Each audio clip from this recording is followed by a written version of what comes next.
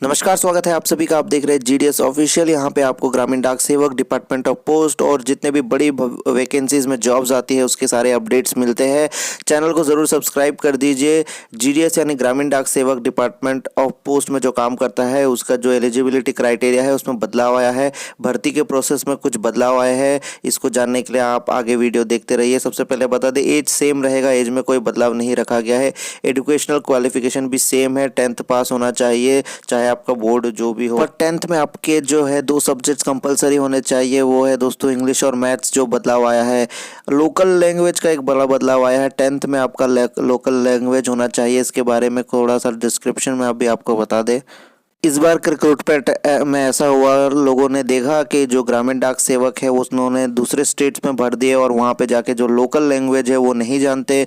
और जो ग्रामीण में काम करने वाले ग्रामीण डाक सेवक जहाँ के लोग हिंदी नहीं बोल पाते, सिर्फ लोकल लैंग्वेज बोल पाते हैं, तो उसमें दिक्कत देखी गई। तो इसके लिए आपको बता दें, ये जो है नियम बदल दिए गए, कंपलसरी सब्जेक्ट होना चाहिए। लेकिन इस पर दोस्तों बहुत सारी यहाँ पे अलग अलग विचार है, दो राय है इसमें। क्योंकि दोस्तों यहाँ पे सीबीएसई में अपना कभी भी लोकल लैंग्वेज नहीं पढ़ाता है, वो हमेशा नेशनल लैंग्वेज इंग्लिश वगैरह पढ़ाता है। और इस अकॉर्डिंग यहाँ पे इस रूल को जो है जल्द बदलने की यहाँ पे उम्मीद की जा रही है, क्योंकि लोकल लैंग्वेज हर बोर्ड में उनका कंपलसरी लैंग्वेज नहीं होता है।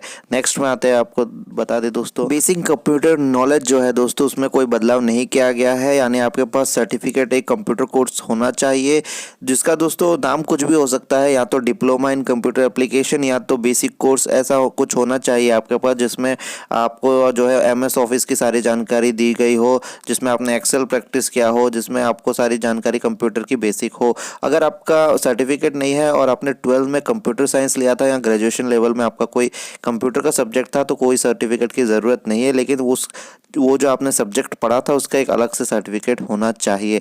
अब आपको नेक्स्ट बताते हैं दोस्तों, रेसिडेंस के लिए जो इसमें बताया गया है, जब भी आप अप्लाई ऑनलाइन करेंगे या फिर जब आपकी नौकरी पक्की हो जाएगी, तो जो डॉक्यूमेंट वेरिफिकेशन में आपको बताया जाएगा कि रेसिडेंस यानी आपको जो है जो ब्रांच ऑफिस खुलेगा वो आपको खुद से अरेंज करना है। लेकिन ये इतना इंपॉर्टेंट नहीं है, क्योंकि जहाँ पे भी आप जाएंगे वहाँ पे ऑलरेडी ब्रांच ऑफिस बना हुआ रहेगा, आपको बस जाके काम करना होता है अधिकतम केस पर।